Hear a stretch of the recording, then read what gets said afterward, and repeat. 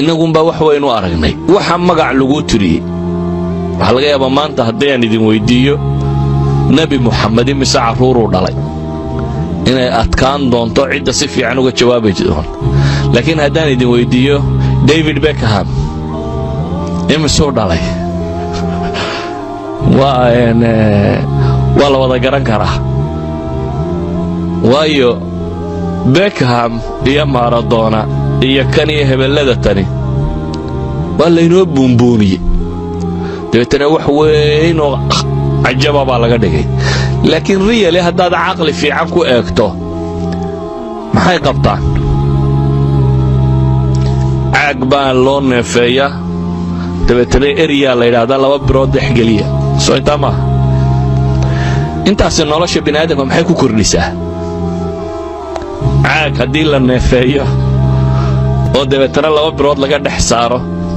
waxba kuma kordhiso laakiin waxa loogu talagalay in qaabkan leeyo fakarsiyo waxa la yidhi ninka kani caaga la neefeeyay labada birood ee dhexeeyo 40 milyan oo dollar ku qaata $40 million ayuu ku qaata waxa jira Western Europe dhalinyarada waxa loogu talagalay in la mashquuliyo qofku markuu dhalinyaro yahay in la mashquuliyo qaab waxbarasho dheer in la geliyo 12 sanadooda oo asliyan ku salaysan in da'da intu ka yariyo qofka si loo hay karo aanu suuqa shaqada iyo waxa si soo galin mar labaad in qofkan la mashquuliyo oo laga mashquuliyo qadaayadka bulshada mesela Yurub lixdanada wixii ka horeeyay dhalinyaradu khatar bay ku hayeen siyaasadka Yurub waxa bedeli jiray lixdanadii wixii ka horeeyay ardada jaamacaadka ku jira France oo kale 1968 kii ardadii jaamacaadku inqilaabadii waxay sameeyeen waxay qarka u gaadhay in mar laba thawra Faransiya dib loo inqilaabo waxay ahaan jireen shuuciyiintii hore dhulkii ugu tirada badnaa ee ka faa'iideysteen dhalinyaro joogay jaamacaadka iyo wixii ka hooseeyay laakiin dadkaasi si suuqa siyaasadda looga saaro waxa loo fakiray suuq cusub in loo sameeyo sport and music baa la geliyay qofka dhalinyarada waxa la yiraahdo caalamkan siyaasadani waxa ka bax caalamka la dad ugu leedahay caalamka aad leedahay waa maxay ama waa music damdamta dhageyso iyo dadka qaylinaya oo waliba waxay ku qaylinayaan xataa aanu jirin literature-ka hadii la eego dadkan qaylinaya oo dhamay cabaadaya wax ay ku hadlayaan ma jiro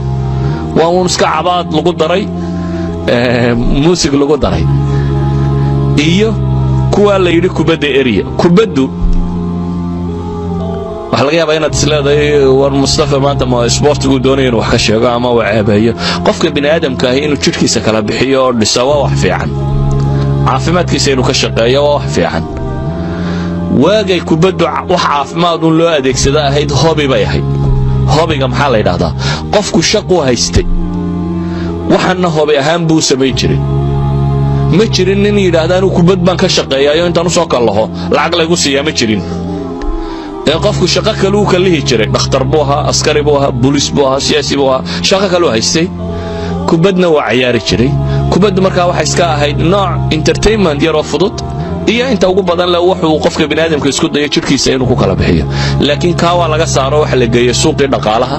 waxa laga dhigay shirkadka ugu waaweyn ee maalqabeena waxa laga dhigay inamada yar ka dhex boodbooda in mid waliba 40 milyan qaato waxa laga dhigay in dadkoo dhan usbuuc dhan dunida oo dhamay TV-yada hor fadhida la yiraahdo koobkii dunida la ciyaaraya koobka dunida muxuu yahay usbuuc kale in la hor fadhiyo la yiraahdo koobkii Yurub la ciyaaraya dadkii oo dhan kooba bay daawanayaan waayo waa model si loo sameeyo la rabo dadku inay noocan ugu daydaan waxa laga yaabaa adigu maanta inaad adna isweydiinin subaxii marka iskuulka isugu timaadaan waxa tiraadaan xalaya badiyay liiga ka sareeya toddobaadkan Manchester United baa ugu sareysa iyaba lagu muransay Real Madrid baa wada maxaa waxan keenay waxa weeyaan iyadoo ay luntay huwiyadii ama identity-ga qofku waxaynu u baahanay inagu inaan isweydiino identity-ga kumaatay man ana inaad marka hore isweydiiso kumaanahay maxaan u noolahay maxaan rabaa inaan dunida ka qabto